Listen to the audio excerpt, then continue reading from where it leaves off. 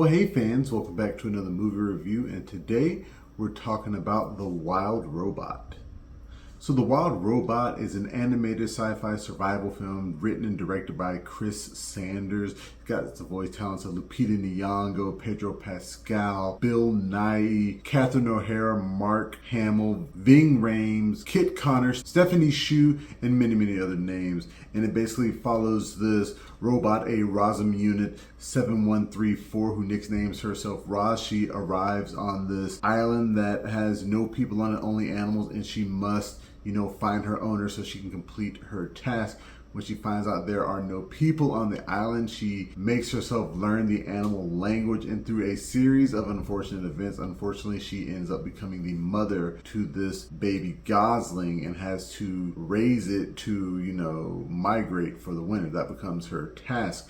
And I have to say, I thoroughly enjoyed this film. I was watching it with my daughter, and I have to say, if you are a parent who has children of any age, but at this moment, particularly young children, you will relate to Roz in many ways. And I would say, especially if you are a mother, just the patience, everything that it takes to raise a young kid. The things you used to do before that you considered to be logical or sane are out the window. You have to do so much when you are raising children, and therefore, with a film like this, I do feel that parents will be able to enjoy the subtle jokes and hints of real life while taking their kids. This is not a movie that is strictly designed for kids. And when I say that, there's a lot of dark humor in this movie, especially when you are watching how these animals behave in their natural habitat. Like, a lot of these animals are eating each other throughout the beginning of the film. There's even a very dark joke with a mother possum. I think her name was Pigtail. She says how, oh, well, she's the mother of 7 kids, and you hear this attack. She says, well, 6 kids.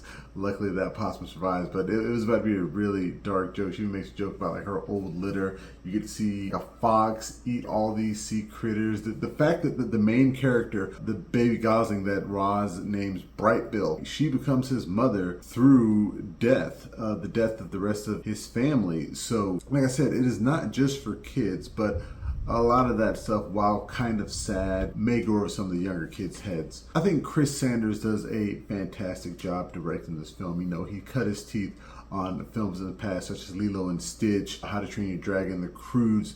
Films of that nature, I think, led him up to making such just a beautiful film. And DreamWorks has this new animation style where everything looks like a living painting. I believe it started with The Bad Guys and continued with Puss in Boots: The Last Wish, and they bring it here, and it just looks so great on screen. I would see this film on the biggest screen possible. And the way that Chris Sanders, takes his animation and weaves in the emotion throughout those scenes, when you just see how certain things play out, it just proves that he has continued to grow as a director over the years. If you've seen any of his past movies, you definitely know how he handles emotional scenes, and it works well, and definitely works well with the actors who he's getting these vocal performances out of, especially Lupita Nyong'o. And like I said in my online review, in terms of great animated robots, you got the Iron Giant, you got Wall-E, you got Baymax, and now you have Roz. Roz is just this amazing, lovable robot character that you just want to give a hug, that you want to be around. The fact that Lupita Nyong'o voices this character, who doesn't have a mouth, by the way, but just the way she moves around and moves her eye cameras and all the other stuff, you can definitely understand every emotion that she is feeling. And her voice sounds realistic yet robotic at the same time. I'm not sure if they added some kind of effect to Lupita Nyong'o's vocals or if she did that herself, but it is great. Pedro Pascal as the fox is pretty good. He's funny. He definitely has a lot of fox behaviors. He reminds me of the fox kind of from Zootopia. Yeah, honestly, I thought it was the same voice actor before I found out it was Pedro Pascal, but definitely very much like a fox. Brightbill, the gosling, voiced by Kit Connor, such an adorable character. He's a runt.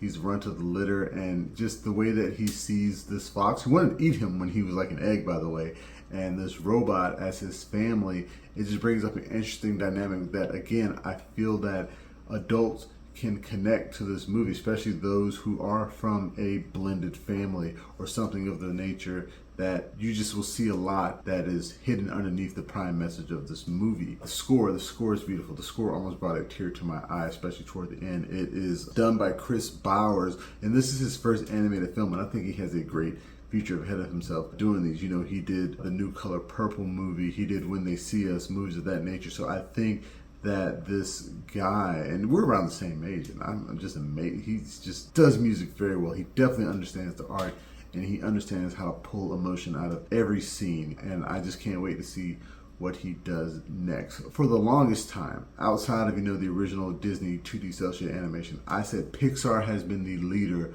of animated films.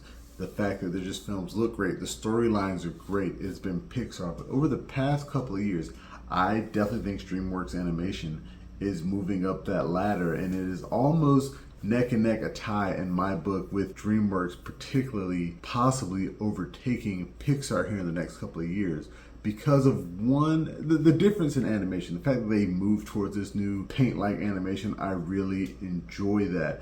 But they are telling different stories. All of Pixar's stories are original, but DreamWorks Animation has the gumption to actually adapt books and children's stories like they did with The Bad Guys, like they did with The Wild Robot, which is a light novel trilogy. So that definitely tells you if this movie does well, we will be getting a The Wild Robot 2. But I definitely think that if you like animated movies, if you have young kids, if you have some time out, take them to see this movie. It will be very, very enjoyable for the entire family to watch. I can't wait to own this one on Blu-ray. In terms of a score, I think I'm going to give it an 8.2 out of 10. Like I said, I really did enjoy the film. I enjoyed the message that it was sending out. I think it does get a little convoluted towards the end once you see, exactly what kind of futuristic world we're dealing with, what the actual people are like, and other robots of that nature. I think some of that could have been trimmed for a lighter, tighter film. So for right now, I think I'm calling it The Wild Robot is the front runner for best animated feature. I will have to check in and just see what else comes out, to see what else makes my list. But for me, I think this is the one to beat. I'd like to thank you guys for joining me on this movie review. Remember, you can find the full review on YouTube and the website, flipfrogllc.com/flicksfrog. Remember, you can find us on Facebook, Instagram, Twitter, and Reddit. And please, pretty please, make sure that you like, share, and subscribe. And until next time, I'll be seeing you.